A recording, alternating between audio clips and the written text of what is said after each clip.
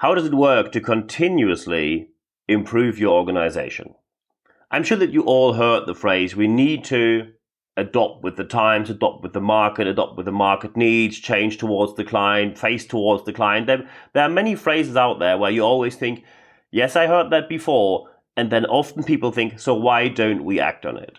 Even organizations that claim to be very modern with their approach tend to be very traditional when you really look inside the organization. And we today want to talk about how you can continuously improve your organization. Because what we see at the moment is that many organizations suddenly see that their old way of doing business after COVID-19, or in a world where COVID-19 exists and due to vaccination is more or less under control as far as we can see so far, they see that their old approaches do not work. Or they say, well, our structures, they grew historically and they might be a bit old-fashioned, but we have a long-standing tradition with X, Y, Z. So you try to force your approach on the customer, and customers simply say, this is not how it works. I need a different approach. And I have great interview partners, by the way, this week. Yesterday, we just published 2 interviews on the English channel. Maybe the most challenging interview I ever had with Madeline Black. Madeline Black is a very well-known international expert and speaker on how to recover from adversity. At the age of 13, to her, I think the worst thing that can ever happen to a woman happened. I'm not going to tell her story because that's not up to me. That's up to her, and she's going to tell us her story in the interview. And it's very impressive how someone can recover from where she was in life to where she is today. And this is why you really should listen to this podcast interview yesterday, How to Recover from Adversity, Madeline Black, the interview yesterday. And if you're able to speak German, I interviewed Rainer Patek on risk and the unknown, insecurities in the future, how to handle that. That's the interview I did yesterday on my German podcast channel. Now we have to look into what other problems we are facing when it comes to continuously improve your organization. Then, of course, how to do it better, because we are facing quite numerous problems, and I deliberately use the word problem here. It's a deliberate choice not to say, oh, there's an opportunity or there's a situation or there's a challenge. No, we have problems, and we have to see that these problems often are severe. So first part of the problem often is that organizations do not see that personal development and organizational development have to go together. You still find people who work in, and that is quite ironic, people who work in people development who then say that personal development is a private matter. It means all the skills that the organization needs, you will train them in certain skills, in certain handcrafts, in certain tools, in certain sets of activities. However, you then, in just minutes after that, some people say, fortunately, these are becoming less and less people say personal development is a private matter. And there are even people saying, well, developing your personality should be done outside of working hours. You should do it at home, or you should do it with your own money and your own time. Well, you can say that. I would assume now that people bring their personality to work, and I think most of you will agree. And if not, your organization must be really interesting when no one has a personality there. However, when people bring their personality to work, you can either positively influence and accompany the development, or you can simply ignore it and face the consequences. And the consequences are that the number one reason why people leave organizations, and we know that the most and the highest cost factor in any organization still is the people, the salaries, the payment, the people you work with. The number one reason by far why people leave organizations is the behavior of other people. And this behavior is often connected to their personality. So when you have no interest in helping people to develop their personality properly, so you send them out somewhere and they might end up on a YouTube channel with some motivational, inspirational, chumba, wamba, rip-off, kind of mass hall event speaker where they not only spend a lot of money, but also get really unscientific advice on what to do, which will go horribly wrong in your organization. As long as you don't want that to happen, you should have a different approach on how important personal development is, because organizational development and personal development have to go hand in hand. The second problem often is that management, and especially senior management, leadership area, they often ask for a change and they don't show the same change which is expected. I just remember one thing from my time, and then I'm going to give you an example just from last week. One of the most shocking examples for me, my first job after university, a company which I highly appreciate, where I got lots of chance, and I really say 95% of my experiences there were positive. But the 5% bad experiences, for example, were that we had to cut staff. So it means that people got less assistants. I didn't have an assistant back in the day, so I wasn't affected by that change. But they said we need less assistants to cut costs. And at the same time, there was still one assistant printing out the email to the CEO giving an answer in handwriting, so the assistant can then type the answer into the email. And of course, we all had to master IT, and that was at the end of the 90s, where it was not common that anyone had a computer at home, or personal computer, and especially not internet. Or you had internet which sounded like, and if you remember these sounds, this was not fast internet at home. You had many people who had no email addresses. So, and the example of just last week, I had an email, and that email was also one of the reasons why I brought up this topic this week. A salesperson working for an organization for more than 15 years first said he was, and then we had a phone call, and then we had a Zoom meeting, very positive, and the person said he's very positively impressed that he's now allowed to work from home. He didn't expect that from his organization with a rather conservative and a bit of an older management style. So he said his sales job now working from home is way more efficient. However, due to data restriction laws, certain meetings do have to happen in person, and especially in the industry that person worked in. He was absolutely right. And here came the point where everything that was done right before collapsed. So when they then had to travel, and especially in the industry this person worked, you had to travel to quite remote locations, quite far off, which is a real hassle to get there. Often these travels took 1 or 2 days to get there, 1 or 2 days to get back. And while they said we want to focus on saving the environment, which is of course a noble and very honorable approach, which is really great, then they had a two-tier travel guideline. And the travel guidelines were when you work on tactical or operational level, which means team lead, sales lead, or lower in the hierarchical pyramid, you had to go standard class on certain trains, save money left, right, and so basically going the cheapest way possible anywhere, which is still a viable option if you have to from an organization point of view, because maybe you ran out of money or had certain challenges since COVID-19, fair enough, but not when you then say that the first tier of the travel guidelines is that people still fly first class, fly business class, and when this is addressed by the people who say it's an unjust system that we get treated so differently, the answer then was you can become a leader if you want to in this organization. So when you want to travel better, you better perform better. You can do 90% right, and with just one decision like that, you ruin it all. So management leadership asking for a change, and then they do not live by the change by themselves. That's the second problem. Third problem, often people think that industry standards are just a healing factor and the overall solution for your whole organization. I give you an example.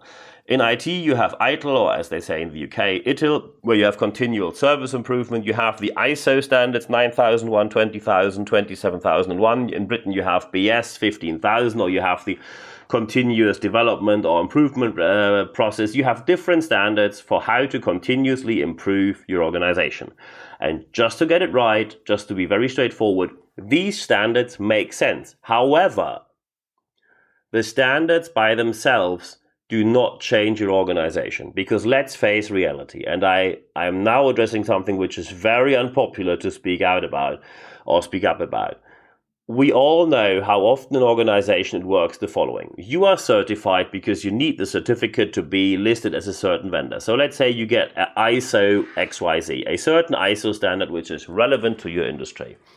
What happens is, because once a year you have a small audit, every 2 years you have a large audit. So what happens is 50 weeks of the year, nothing happens. You work the usual daily business.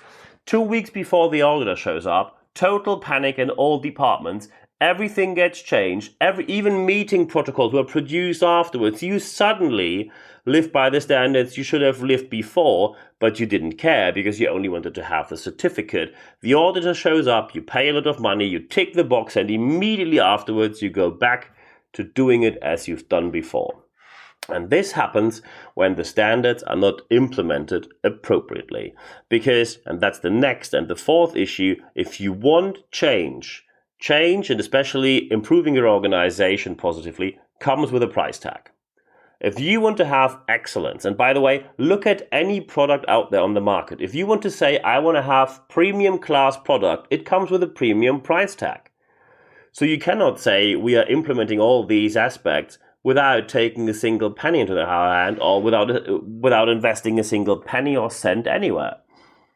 That does not work. And the fifth aspect of the problem is that if you have any kind of results that might be positive for a few for very few people, but negative for the vast majority of the organization, then you need a certain approach of communication. And often I see that people look at a certain change goal, which is very unattractive for many, and then they get presented, they receive a presentation that this is the new best way how to do business. And of course, people now see through what management tells them there is simply not true.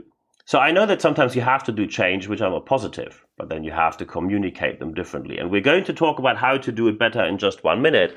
There are, of course, different approaches. You can do training, coaching, consulting, mentoring, and you can, of course, hire professional speakers for your events or for someone to accompany you for a bit longer. You can have project or interim management. It's just very important that you do it professionally. And feel free to drop me an email at nb@nb-networks.com. nb@nb-networks.com. I'm very happy about the requests and inquiries I received during the last week. So thank you very much for your trust. And of course, often people ask, is there more than the podcast? Yes, there's way more and even more planned. But that's only available if you go to expert.nb-networks.com, expert.nb-networks.com. Put your email address in there, and once per week you get an email which is 100% content, guaranteed ad-free. There's an ad-free guarantee with Expert Excellence, the weekly letter we send to your inbox on Wednesday morning, where you have more resources, more knowledge, and all, of course, free of charge. But now we have to look into how to do it better to continuously improve your organization. So step number one is you have to include every level of your organization in the change process. And often people don't do that. Often because they don't want to, they don't want to hear the criticism, and then you will be accused of doing cherry picking. And cherry picking is the guaranteed recipe for disaster in any change process. When you only hang out with your mates and your best buddies, and you practice what is commonly known as cronyism, nepotism, or simply insider deals, of course no one is going to follow you. And when you include every single layer, every single aspect, every single department of your organization, and suddenly someone realizes, hey, we have no stake in this project, people will declare themselves out, because no one says, hey, I don't have anything to do, could you please give me some work? No one says that. Everyone arrives at the office or work from home place in the morning and says, okay, so there is work for about 30 hours a day, but the day only has 24 hours, and I have this habit of calling that sleep and food and personal needs, that I have to just select what I can do. You have to attract every single person to be part of the project, and people will declare themselves out when they hold no stake in the project. But if you do cherry picking, if you pick the people, they will always accuse you of only picking people who are in your favor. They will accuse you of selecting people who do not practice any criticism, and if anything goes wrong, people will be, rightfully so, then say it was blindingly obvious that this went wrong and it's all the management's fault. And that, by the way, leads to a tremendously high employee turnover. And by the way, be sure the bad people stay, the good people leave. So it's even worse than you think, because don't think that the bad people then leave. They always stay, the good people go somewhere else. So the first step of how to do it better is absolutely include any layer, any aspect, any person, any department when you have a significant change in your organization. If someone does not want to be part of it, they will declare themselves out. Be sure of that, because they have enough to do. Second aspect, you have to live by the change you want to have in your organization. I gave you the example of the travel guideline. That is just one example. There are many examples out there where people after a change say, okay, now we have one rule for them and another rule for us. And that simply does not work because, and that's step number 3, you need to accompany the change with professional services. For example, and I mentioned a couple, training, coaching, everything you need to implement must be done by professionals. When I still see that organization pitch by the cheapest offer, you pay 10 times the amount of that with the consequences of bad professionals in your organization. Do you honestly think that organizations pay McKinsey 2 or 3 times more for consulting than any other organization in the same area charges? Do you think that they get double or triple the money because they have a nice logo? No. They get more money because they deliver more results. And they also don't go the extra mile, they go the extra 10 miles. And before anyone asks, no, I'm not in any way connected to McKinsey. I don't receive any money from them. I don't have any kind of connection to them that you can assume, so I'm trying to promote somebody. I'm not. But a premium price tag means you get a premium result. When you go cheap, you get cheap. And getting cheap means that you pay way more afterwards. Because especially when you work with people, the best people will leave, and you know how hard it is and how expensive it is and how much effort it is to find the right people once a vacancy is there. And also you have a reputational damage because people in your industry out there will say, oh, you shouldn't go to that organization because, they have this new change which they did by the cheapest offer, and it's really horrible to work there right now. Fourth aspect is, if you think that you can just push through a change, and some leaders still think that, it never works. It will always lead to people just getting around the process. I just give you an example. One of my personal contacts in a very well-known company, which I'm not going to mention here, suddenly sat in the office, that was before COVID-19, and someone put books on his table, and it says ITIL, or ITIL as Brits say, on top of these books. 5 books, 500 pages each, 2,500 pages to read. And then the senior manager said, oh, you should organize your IT in that way, as it says in these books here. Of course, when he said, are there any training, coaching available? No, nothing available. You read the books, you implement it. Okay. I can tell you, I am officially certified by ITIL, like V2, V3, etc. And I can tell you these books are so complicated that if you would read through them and want to understand them by yourself, it would take years and years to get anywhere. So of course, he didn't even touch these books. 3 months later, he received a phone call where they asked, are you working according to ITIL now, or ITIL? And then he said, yeah, we do. And then it was ticked off a box and he could move on. Nothing changed. Nothing was implemented. Not a single bit. Tick the box management. It's like checklist management, where people say, oh, there are 6 habits of highly successful people. 1, 2, 3, 4, 5, 6. You tick 6 boxes, everything is going well. It's not. It's not, because otherwise science would approve of these 6 habits, and science does not approve, because there is no proof, no evidence, no valid and reliable data that supports these brash and widely out there statements. So when you try to push something through, people will always find a way that they pretend they changed, but they didn't. And you pay the bill afterwards. Aspect number 5, which I already mentioned before, that the organizational aspect and the personal development aspect always has to go together. If your organization develops further, but your people don't, they fall behind and they will feel frustrated and leave. If your people develop further, but the organization doesn't, people will feel bored out. They will simply say, I want to work in a more modern environment, and they will leave again. And let's face it, no matter how much you turn it left, right, or center, the highest cost in your organization are still the people. That's where most of the money goes.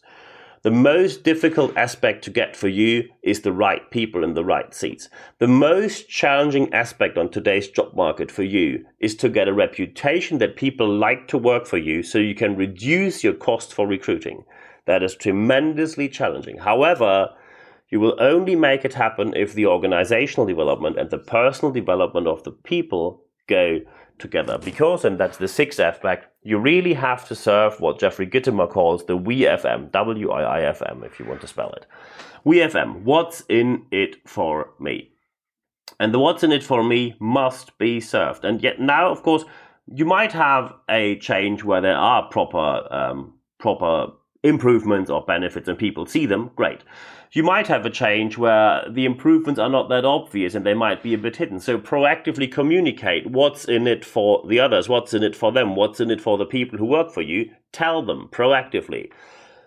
But of course, you might as well have changes where you simply say, okay, look, there's nothing in for you. It's a change. And I will give you an example in 1 minute where one of my friends was affected by such a project. Sometimes you have changes where there are no benefits in for certain people. And then please do not pretend that they are. I give you an example. One of my friends was sitting on board level, technology company, and a certain product they had, simply there was no demand anymore on the market. The product was dead. No one purchased it. The services were running out. The contracts were running out. No one renewed it. The time of this product simply has come to cease to exist. And this happens in technology. And this product was running for 20 years. It was running very well. But the time came where they said, this is not going to happen anymore. So my friend who was on the board, he was told, you now have 1 year to dissolve the whole department, and then you will leave the board and this organization, and so will everyone working with you. And the worst thing you can then do is that you step up in front of your employees. So stepping up in front of your employees, telling them that's not bad. That's actually a good thing. But when you then tell them something like, oh, every person that ever has done something great was exactly where you were before, because failure is nothing else than an opportunity. And then you start to talk about, I don't know, Bill Gates, Steve Jobs, Mark Zuckerberg, where immediately, if someone is smart in the audience, will say, look, that's 1 person per 1 million. Most people, and then you look into statistics, unemployment at the moment means, and then you see really horrible numbers, and then your whole speech collapses.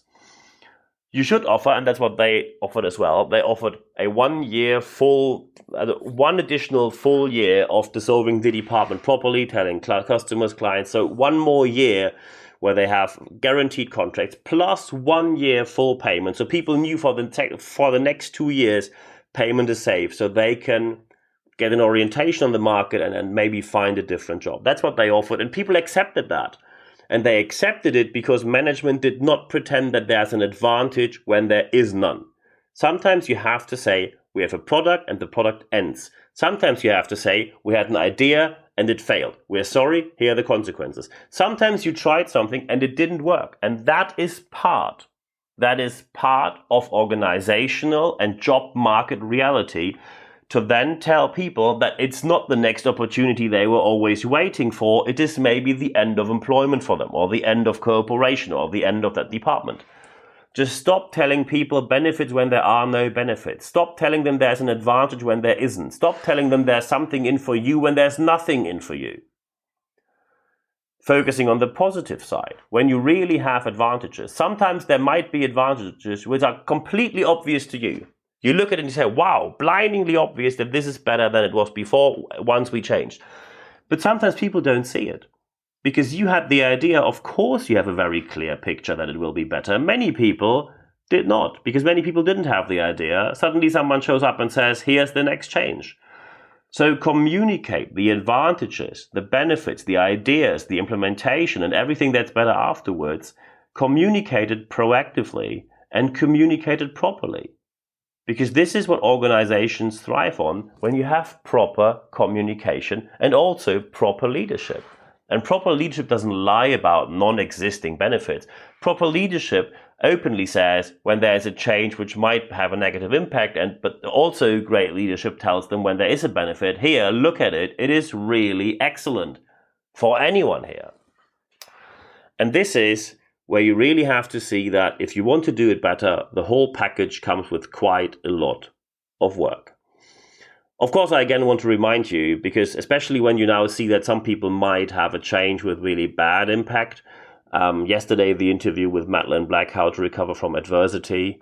A really great interview from someone who recovered from probably the most horrible moment a woman can have in life ever. Recovering from that. So this is really something where I highly recommend to listen to. And also, if you're able to speak German, on my German podcast channel, the interview about risk and uncertainties with Rainer Pettek also is great as well.